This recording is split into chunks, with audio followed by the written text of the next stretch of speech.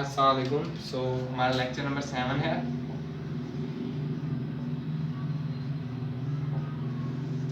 Lecture number 7 में हम एक और लूप पढ़ने वाले, जैसे कि मैंने कहा था हमारी लूप 3 टाइप्स की हैं, तो इसमें हमने डू वाइल लूप पढ़नी है। डू वाइल लूप से थोड़ी सी मुख्तलिफ है। जैसे कि मैंने लास्ट लेक्चर के एंड पर बताया था कि अगर कंडीशन प्रूफ नहीं होती तो वाइल लूप एक बार भी नहीं चलती, ठीक है। यानी कि अगर पहली बार में उसकी कंडीशन रॉन्ग प्रूफ हो गई है तो प्रोग्राम नहीं चलने देगी, वो वहीं पर एंड करके जहाँ उस लूप के बाद वाले प्रोग्राम पर ले जाएगी। डू वाइल लूप क्या करती है? डू वाइल लूप कम अज कम एक बार प्रोग्राम चलाती है, चाहे कंडीशन रॉन्ग है चाहे राइट है, उसको उससे कोई मतलब नहीं है।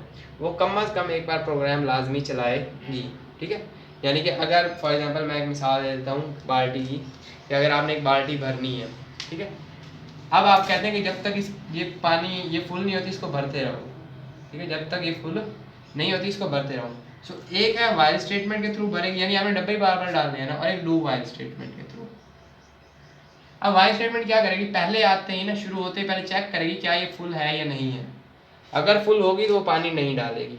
कंडीशन है ना कि फुल होनी चाहिए, तो अगर फुल है तो वो पानी नहीं डालेगी और वहीं पर ख़त्म। जबकि डू वाइल स्टेटमेंट क्या करेगी कि आते ही पानी डाल देगी और फिर चेक करेगी कि वो फुल थी या नहीं।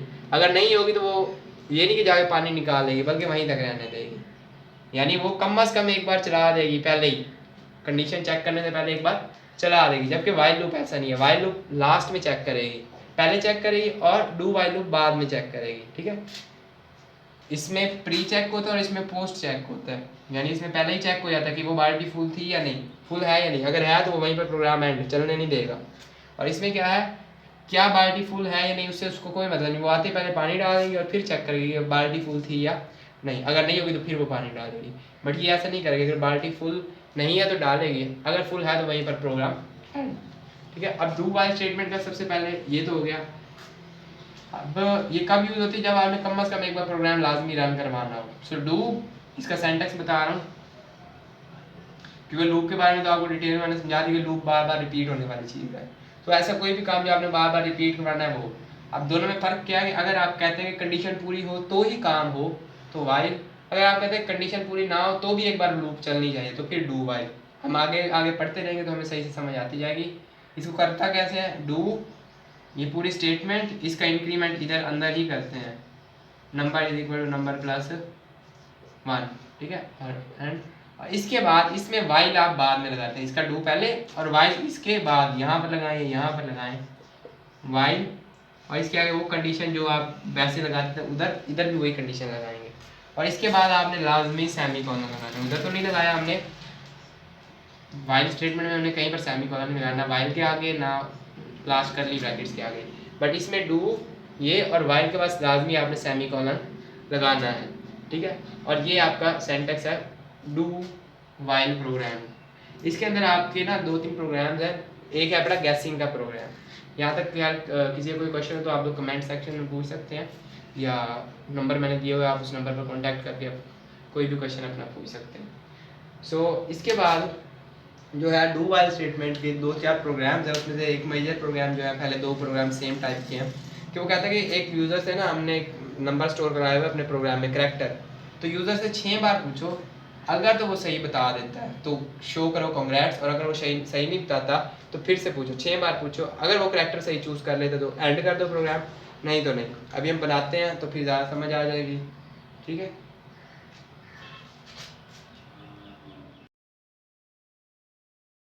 अस्सलाम वालेकुम। सो लेक्चर नंबर 7 स्टार्ट है पढ़ा। अभी मैंने आपको डू वाइल लूप का स्ट्रक्चर वगैरह बता दी है। तो ये हमारा स्ट्रक्चर है डू वाइल लूप का, डू स्टेटमेंट और वाइल कंडीशन लास्ट में, ठीक है। सेम वैसे ही है। वाइल में ना हम पहले वाइल लगाते थे और फिर स्टेटमेंट्स लिखते थे। अब जैसा कि मैंने बताया कि एक बार डू वाइल लूप चलेगी तो इसलिए ये रीज़न ही यही है कि डू के बाद ये स्टेटमेंट्स चल जाएंगी और उसके बाद कंडीशन चेक होगी, ठीक है। इसे पोस्ट चेक कहते हैं। ये इसका फ्लो चार्ट बनाया हुआ है जो मैंने आपको इंशाल्लाह आगे बना के दिखाता हूँ।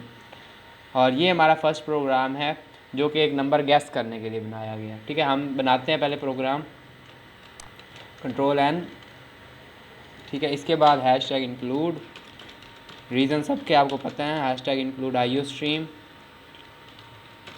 उसके बाद यूजिंग नेम स्पेस स्टैंडर्ड और इसके बाद मेन, एंड यहाँ से हम शुरू करते हैं। हमारे पास दो इंटीजर होंगे, वो एक इंटीजर होगा ट्राई नंबर का जिसके अंदर आप क्या करेंगे कि यानी कि हमारे पास कितने चांसेस हैं, और दूसरा हम करैक्टर बनाते हैं। उन्होंने जो भी लिखा हो, मैं एक्स लिख रहा हूँ कि हमारा करैक्टर एक्स यानी एक्स के अंदर स्टोर्ड होगा। अब यहाँ से ना हम डू स्टेटमेंट स्टार्ट करते हैं। डू के बाद आपने यहाँ पर जो भी चलाना है, तो हमारा क्या प्रोग्राम है कि वो हमसे पहले तो नंबर पूछे यानी करैक्टर पूछे, काउंट इंटर द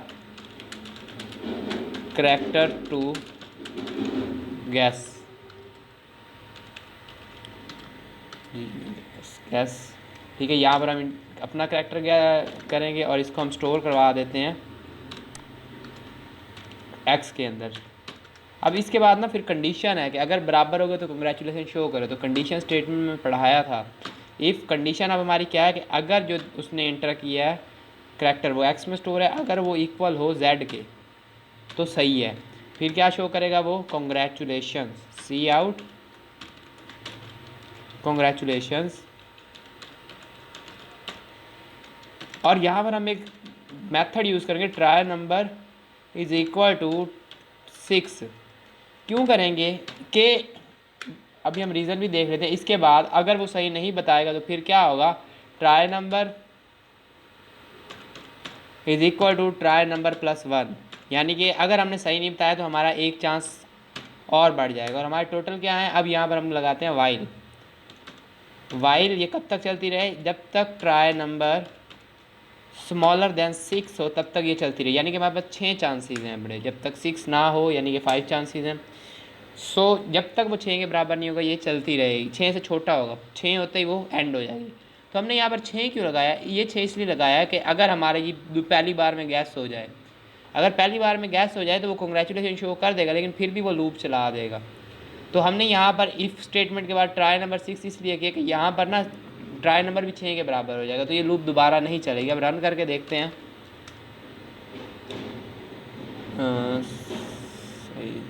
यहाँ पर ना हमने डू वाइल के बाद ना कॉलन लगाना होता है लाजमी। अब गैस करते हैं, तो मैं पहले ए लगा रहा हूँ, फिर एस लगा रहा हूँ, फिर डी, फिर एफ और फिर जी और फिर एच। अब खुद देखें गौर से कि हमारा जो वाइल स्टेटमेंट में थी उसमें अगर स्मॉलर देन 6 होता वो 5 टाइम चलती थी। ये देखें हमारी 6 की 6 बार चली है। सो यही बात थी, उसके अंदर फ़र्क था जो मैं बता रहा था कि क्या होता है कि आपकी स्टेटमेंट एक मरतबा ज़्यादा चलती है वाइल लूप से। अब यहाँ पर मैं डायरेक्ट जेड करूँगा तो वो कॉन्ग्रेचुलेसन शो करके एंड हो गया। एंड क्यों हुआ, क्योंकि यहाँ पर आपने कह दिया था कि ट्राई नंबर 6 के बराबर भी हो गया, तो जब वो 6 के बराबर हो गया तो ये कंडीशन ट्रू प्रूफ हो जाएगी और यहीं पर एंड हो जाएगी। सो ये हमारे ना प्रोग्राम ओके हो गई यहाँ पर, ठीक है। हमने यहाँ पर try number is equal to 6 इसलिए यूज़ किया ताकि क्या हो कि वो वहीं पर एंड हो जाए और दोबारा लूप ना चलनी शुरू हो जाए, ठीक है।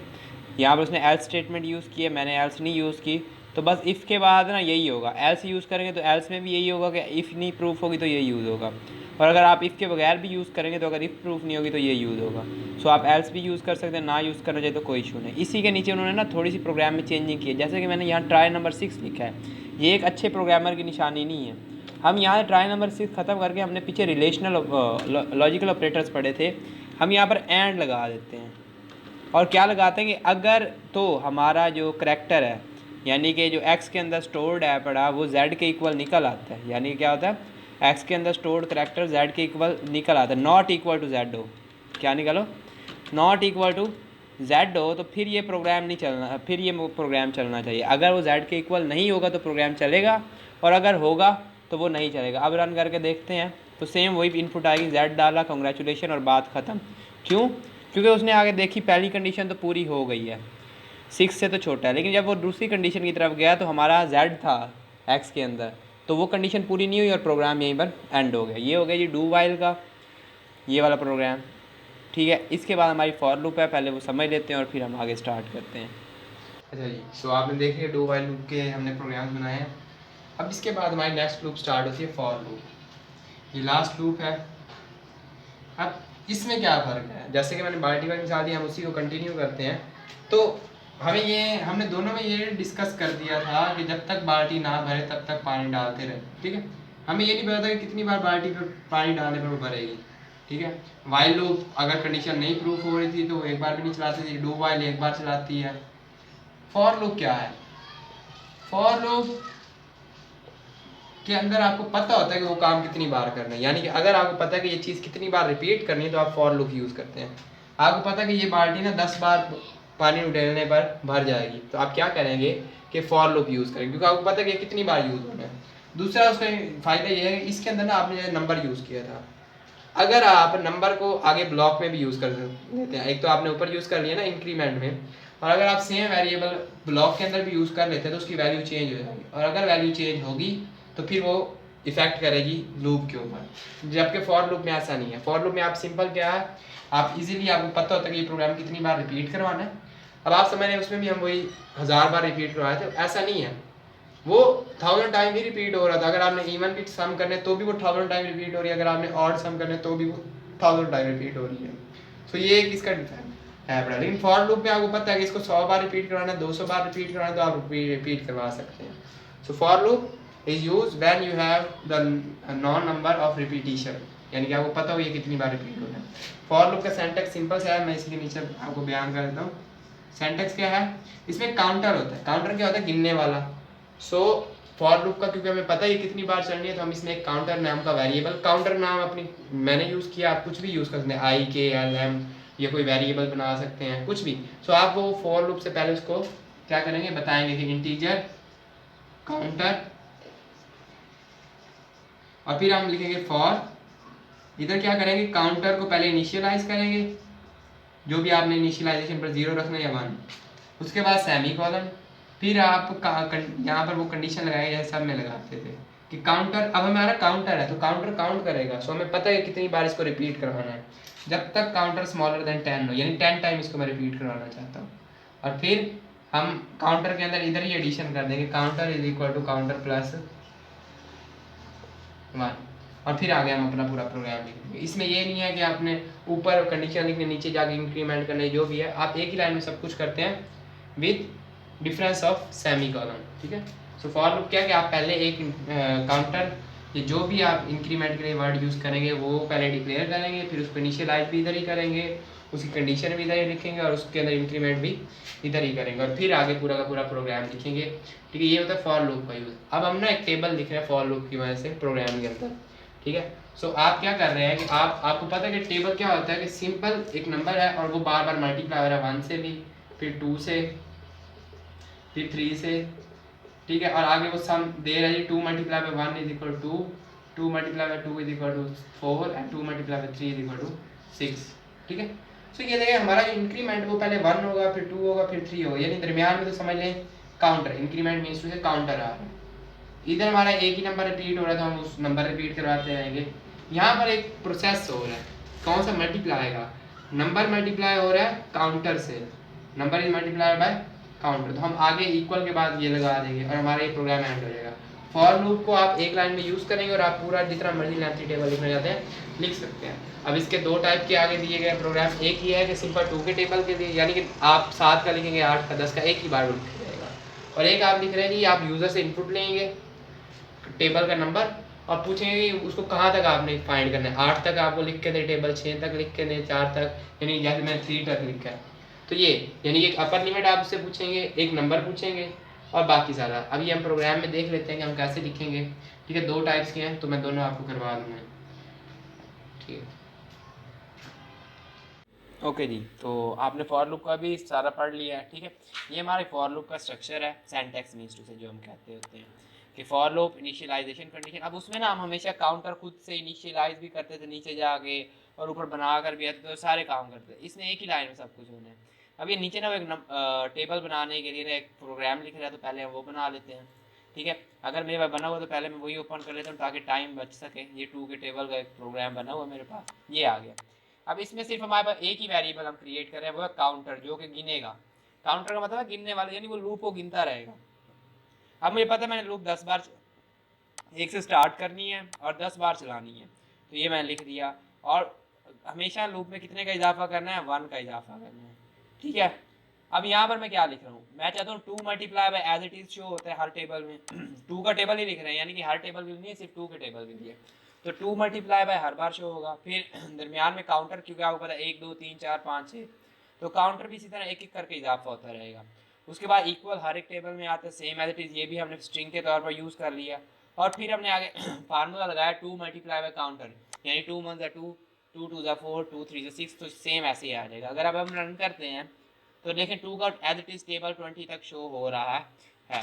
सो फॉर लूप इसी तरह यूज़ होती है। फॉर आगे जो भी काउंटर है उसको इनिशियलाइज करते हैं, फिर उसकी कंडीशन देते हैं, फिर उसके अंदर इंक्रीमेंट जो करना है वो लिखते हैं, और इसके बाद जो भी आपका प्रोग्राम है वो लिखते हैं। It is the simplest loop to understand, और यूजिंग में भी बहुत ईजी है बड़ी। आप इसको प्रोग्राम में अच्छी तरह से यूज़ कर सकते हैं आसानी से। ठीक है, ये तो हमारा एक सिंपल प्रोग्राम था, वो हो गया। नीचे वो कह रहा है जी वो हमसे लिमिट भी पूछे, यानी किस चीज़ का कौन सा आपको टेबल चाहिए वो भी पूछे, और उसकी किस हद तक, यानी कि 5 तक टेबल वो लिखवाना है, 6 तक लिखवाना है, 7 तक लिखवाना है, वो भी पूछे। सो इसका प्रोग्राम बना लेते हैं, और अगर है मेरे पास तो मैं उसको ओपन कर लेता हूँ। अच्छा, टेबल प्रोग्राम, ये देखिए ये मेरे पास लिखा हुआ है, तो इजी हो जाएगा, हमारा टाइम बचेगा। ठीक है, तो मैंने पहले तो तीन हमने बना लिए जी इंटीजर्स वेरिएबल। एक काउंटर का तो होता ही होता है, एक मैक्सिमम मल्टीप्लायर का, और एक नंबर जो हम ऐड करेंगे जिसका हमें टेबल चाहिए होगा। तो सबसे पहले तो हम नंबर इंटर करवाएंगे यूज़र से, उसके बाद हम मल्टीप्लायर मांगेंगे कि कहाँ तक आपको टेबल चाहिए, 5 तक चाहिए, 6 तक, और फिर सेम एज इट इज़ वैसे ही। भाई में क्या चेंजिंग है, उसमें हमने 2 मल्टीप्लाई बाय इकट्ठा लिखा हुआ था स्ट्रिंग में, इधर हम नंबर लिखेंगे, क्योंकि क्या है जो भी नंबर हम एंटर करेंगे, 7 करेंगे तो यहाँ 7 लिखा जाएगा, 8 करेंगे तो 8 लिखा जाएगा, और आगे ये मल्टीप्लाई का साइन, फिर काउंटर 1 2 3, ये भी सिंपल। और यहाँ पर हमने पहले 2 मल्टीप्लाई बाय काउंटर लिखा था, अब नंबर मल्टीप्लाई बाय काउंटर, अगर 7 होगा तो 7 1 7, 6 होगा तो 6 1 6, तो इस तरह ये रन होगा। अब हम रन करके देखते हैं, देखें वो पूछ रहा है इंटर द नंबर, मैं लिखता हूँ जी 5, फिर मैक्सिमम मल्टीप्लायर मैं लिखता हूँ 4, तो ये मुझे 4 तक 5 का टेबल दिखाएगा, देख लें 5 1 5, और आगे वो सारा। सो यहाँ तक ये तो हो गए फॉर के प्रोग्राम दो। ठीक है, इसके बाद जी हमारा इंक्रीमेंट डिक्रीमेंट का है पूरा टॉपिक, सो हम वो स्टार्ट कर लेते हैं। यहाँ तक आपको कोई इशू हो तो आप कमेंट सेक्शन में पूछ सकते हैं, और लाजमी पूछा करें, ट्राई किया करें खुद से प्रोग्राम बनाने की। ठीक है, शुक्रिया। अब मैं आपको पहले इंक्रीमेंट डिक्रीमेंट सिखाता हूँ, और फिर उसके अगले प्रोग्राम्स करते हैं। ओके, जैसा कि आपने देख लिया फॉर स्टेटमेंट, फॉर लूप को एक बार फिर यहाँ पर लिखना है फॉर। अब क्या है कि सबसे पहले हम उसको इनिशियलाइज करेंगे, किसको, काउंटर को, और फिर उसकी कंडीशन लिखेंगे कि कब कब वो कंटिन्यू रह सकती है लूप, और फिर हम उसके आगे लिखेंगे इंक्रीमेंट। सब कुछ एक काउंटर के ऊपर, यानी काउंटर की इनिशियलाइजेशन, काउंटर की कंडीशन, और काउंटर की इंक्रीमेंट। ठीक है, अब यहाँ पर वर्ड आया था जी इंक्रीमेंट को, अब आगे मैं बयान कर देता हूँ। इंक्रीमेंट का मतलब है इजाफा। इजाफे से ज़्यादा मतलब है कि आप किसी भी चीज़ में कई तरह से इजाफा कर सकते हैं, प्लस करके, माइनस करके। माइनस करेंगे तो डिक्रीमेंट होगा, प्लस करेंगे तो इंक्रीमेंट होगा, मल्टीप्लाई करेंगे तो नंबर ऑफ टाइम इंक्रीमेंट होगा, और डिवाइड करेंगे तो फिर नंबर ऑफ टाइम माइनस होगा। तो इंक्रीमेंट हम कैसे कर रहे हैं अभी तक, number is equal to number plus 1, ये एक बहुत इक्वेशन है सिंपल। सो सी लैंग्वेज हमें इसमें एक सिंपल मेथड देता है इटरेशन का, वो कैसे है कि नंबर प्लस प्लस। तो इसमें जो नंबर था उसमें, यानी आपको पहले नंबर 1 था, तो 1 + 1 इधर हो जाएगा 2। तो इसमें क्या होगा कि नंबर में खुद ब खुद एक ऐड हो जाएगा और 2 हो जाएगा। इस नंबर प्लस प्लस का मतलब है कि नंबर में एक ऐड कर दो। ठीक है, अब आप में इसमें पोस्ट और प्री होता है, यानी कि अगर यूँ लिखते हैं तो ये पोस्ट, और अगर इसमें यूँ लिख देते तो प्री। दोनों में ज़्यादा फर्क नहीं है, हम इसे ज़्यादा डिटेल में जाते कॉन्सेप्ट को ज़्यादा डिफ़िकल्ट नहीं करते, दोनों में एक ऐड हो जाएगा। इसमें क्या होगा कि ये हो जाएगा number plus 1 is equal to number, ये यूँ हो जाएगा, और ये हो जाएगा number is equal to number plus 1, सिर्फ इतना हो जाएगा। ठीक है, दोनों में एक एक इंक्रीमेंट हो जाएगा। और एक स्पेशल कंडीशन बता दूँ कि plus plus N and plus plus, तो इसके टाइम पर क्या होंगे, 2 ऐड हो जाएंगे।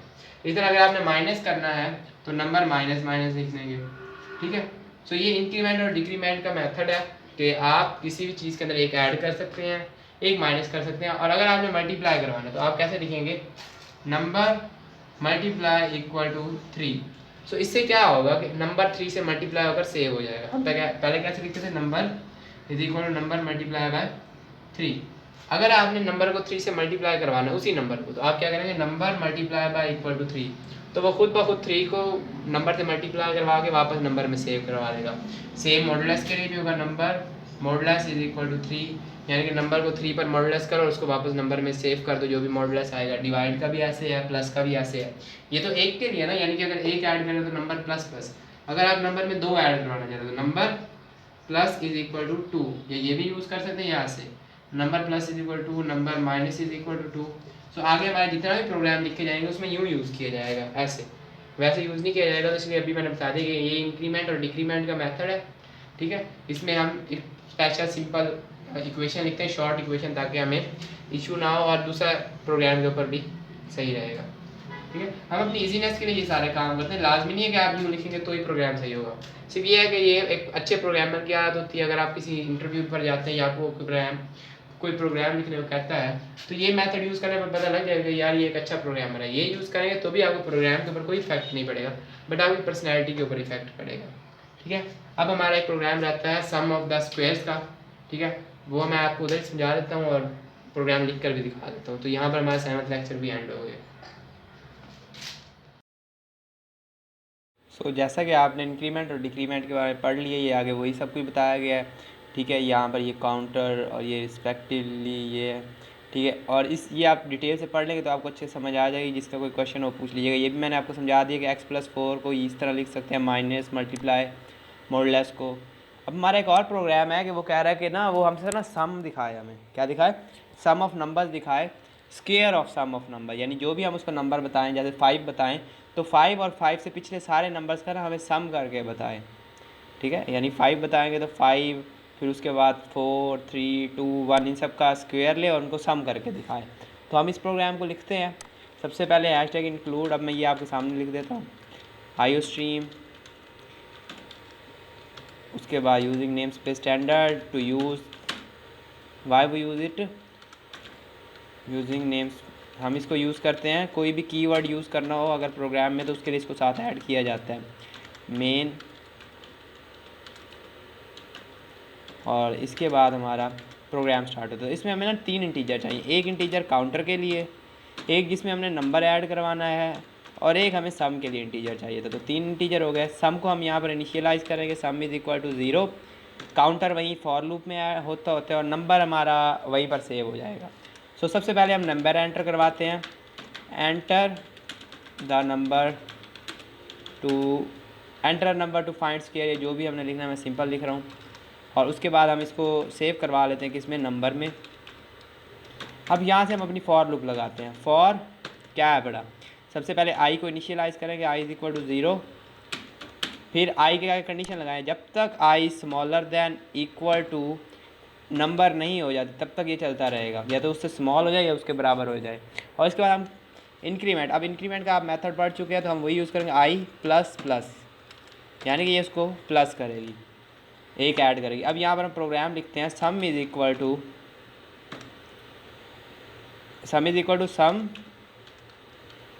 सम plus I multiply by I. अब क्या होगा यहाँ पर ना, जो भी हमारा पहले आई आएगा 1, 1 मल्टीप्लाई बाय 1 और वो सम में जमा हो जाएगा, फिर दोबारा आएगा 2, 2 मल्टीप्लाई बाय 2 वो सम में जमा हो जाएगा।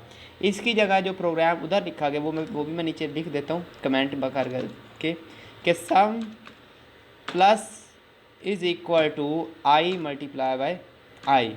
जैसा अभी हमने इंक्रीमेंट और डिक्रीमेंट और एक्सप्रेशन को ये लिखने का मेथड पढ़े थे, उसी में ये उसने लिखा हुआ है। इसका मतलब ये कि सम प्लस यही मेथड है। सो मैंने इजी मेथड लिखा ताकि आपको आसानी से समझ आ जाए। अब हम इसको रन करते हैं, ठीक है, तो वो मुझे नंबर पूछे, हम सिंपल 5 तक लिखते हैं।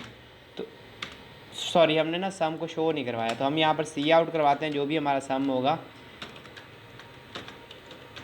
सम ऑफ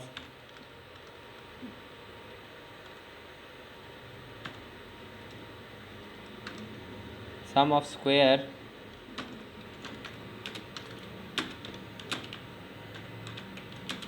इज़, और यहाँ पर हम वो जो भी सम आएगा लूप के एंड होने के बाद ही हमारे पास सम आएगा वो शो करवाते हैं। अब हम करते हैं 5, तो 5 का जो होता है स्क्वायर का सम वो कितना होता है, 55 ही होता है, आप करके देख लीजिएगा। सो यहाँ तक हमारा ये प्रोग्राम एंड हो गया। हमने 3 इंटीजर्स लिए और इसी तरह से फिर नंबर इनपुट करवाया और फॉर लूप यूज़ की। ये हमारा आखिरी प्रोग्राम था। इसके बाद आप ये टिप्स पढ़ लेंगे। ये देखिए 5 का उसने भी बनाया हुआ है, तो हमारा भी यही आंसर आया था। ये टिप्स पढ़िएगा और इनको आसानी से रीड कीजिएगा और अपने प्रोग्राम्स की प्रैक्टिस लाजमी कीजिएगा। हमारे यहाँ तक 7th लेक्चर एंड हो गया। इंशाल्लाह अब 8 लेक्चर में मिलेंगे। अल्लाह हाफिज़।